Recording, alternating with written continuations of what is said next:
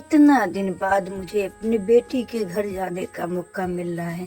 मेरी बेटी को पकौड़ी बहुत पसंद था, उसकी बेटी भी पकौड़ी खाती है। मुझे जल्दी से बनाकर अपनी बेटी के लिए पकौड़े लेकर जाना ही होगा आज। पकौड़ी तीखा नहीं करना होगा क्योंकि रानू की बेटी भी पकौड़ी खाएगी तो देख खाकर बहुत खुश होगी अपने नानी के हाथ। मैं नानी के हाथ खाकर बहुत खुश होगी। रानू की माँ अपने बेटी के लिए इतना अच्छा खाना बनाई कि पूरा जंगल महकने लगा। रानू चिड़िया खाना बना लेती है और वह अपने साथ लेकर जंगल के रास्ते निकल जाती है। जंगल काफी घना और अंधेरा था। वह डरती नहीं है और खाना लेकर रास्ते से निकलती जाती है। और वह इतना स्वादिष्ट खाना बनाई थी कि जिस रास्ते से वह गुजर रही थी उस रास्ते में सुगंध काफी जोर से महक रहा था। मुझे कुछ महक लग रहा है, जैसे लग रहा है कोई स्वादिष्ट चीज बना हुआ है। मुझे देखना चाहिए कि क्या बना है। इतना स्वादिष्ट है कि पूरा जंगल एकदम भूख रहा है और मुझे उस सुगंध से मेरे पेट में जैसे खलबली मची है कि जैसे उसे पाकर खा लूं। अब मैं उड़ के देखती हूँ कि वह क्या है। रानू बहन तुम क्या लेके जा रही हो जिससे पूरा जंगल महक रहा है? बाकी जानवर भी उसको से परेशान हैं। कुछ नहीं, मैं ले नहीं जा रही हूँ। मैं अपनी माँ के लिए पकौड़ी बना के ले जा रही हूँ। आज मैं घर जा रही हूँ इसीलिए। ओ, अपनी माँ के लिए बना के ले जा रही हो पकौड़ी? मुझे भी पकौड़ी बहुत पसंद है। रानू चिड़िया बनाई हुई में से कुछ निकालती है और कालू को देकर वहाँ से निकल जाती है। अरे, इतनी अच्छी पकौड़ी बनाई है कि इसे खाकर मेरे पेट में खलबली मच गई है। इसे खाकर मुझे बाकी जानवर को भी अपने घर पे बताना होगा। अब मैं चल रहा हूँ। अम्मा, रानू चिड़िया इतनी अच्छी पकौड़ी बनाई है कि उसे खाकर एकदम खलबली मच गई है। चलो तुम भी लोग खा लो। ए जी, क्यों ना हम रानू से उसको छोड़ ले। चलो ना जी, उसे खा ले और रानू से छोड़ ले। ए जी, मुझे चाहे जैसे उसे छोड़ना ही होगा। बेटी आने को कह रही थी, पता नहीं वो कहाँ रह गई, अभी तक नहीं आई।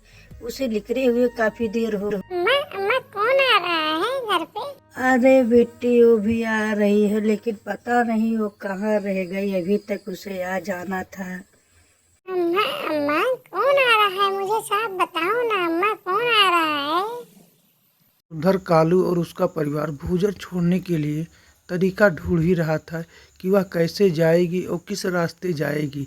उसी जंगल में उसको सामान को छोड़कर उसे खा लेंगे हम लोग। और रानू चिड़िया घबराती नहीं है। वह जंगल के रास्ते निकलती जा रही थी। जंगल से अजीब अजीब की आवाज़, चिड़िया के चिकचिकाने की आवाज़, वह रुकती नहीं है और उस आवाज़ को सुनते सुनते वह आगे निकलती जा रही थी। उधर कालू और कालू का पूरा परिवार उसी इंतजार से देख रहा था कि वह किस रास्ते से आए। अरे अम्मा पापा, वो आ रही है। जल्दी से जल्दी उसे छुड़ा जाए तो भाग जाएगी। जी, जाइए ना, उसे पकड़ के लाइए ना, जाइए। अरे कालू, तुम्हें दिए थे खाने के लिए, तुम पूरे परिवार को लेकर मेरे सामने क्यों? कालू और उसका परिवार रानू चिड़िया के पास जाता है और उसे टोकरी लेकर भाग लेते और उसे घायल कर कर वहीं पर उसे छोड़ देते। रानू का दम एकदम घुटने लगता है, वह बेहोश हो जाती है। अरे, इतना महक रहा है, मेरा बेटा सही कह रहा था। अरे जी, तो महक बहुत जोर से रहा है, जल्दी से यहाँ से लेकर भागो। पता नहीं मेरी बेटी कहाँ रह गई है, मुझे दिल घबरा रहा है, कुछ अनहोनी होने का शंका लग रहा है। ए बेटी, पता लगाओ, चलो हम चलते हैं। अम्मा, मेरा भी दिल घबरा रहा है, कुछ होना लग रहा है। चलो अम्मा देखते हैं, हो सकता है कहीं फंस गई होगी। अम्मा चलो ना, चल के देखते हैं। मेरा भी दिल घबरा रहा है, मुझे कुछ भी लग रहा है, जैसे लग रहा है कुछ गड़बड़ होने की बात। चलो बेटी, हम लोग सब लोग देखते हैं कहाँ गई होगी। अम्मा कहीं दिख नहीं रही है नानी, कहाँ गई? कहीं कुछ दिख नहीं रही है, लग रहा है कहीं गायब हो गई है। कुछ दिख नहीं रही है ना, कहीं जंगल में दिख रही है, ऊपर से भी देख रहा हूँ, कहीं नहीं दिख रही है।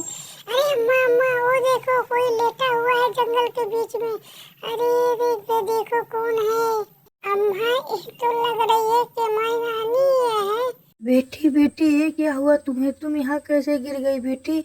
अम्मा पंखा लपेटो, हो सकती है ये जाग जाए। अम्मा लपेटो। रानू चिड़िया को होश आ जाता है और होश आने के बाद वह उठकर बैठती है और कहती है, क्या बताऊँ अम्मा, क्या बताऊँ। मैं तुम्हारे लिए कुछ बना के लेकर आ रहा था तो फिर क्या हुआ? कौन तुम्हें यहाँ जंगल में ढकेल के मार दिया?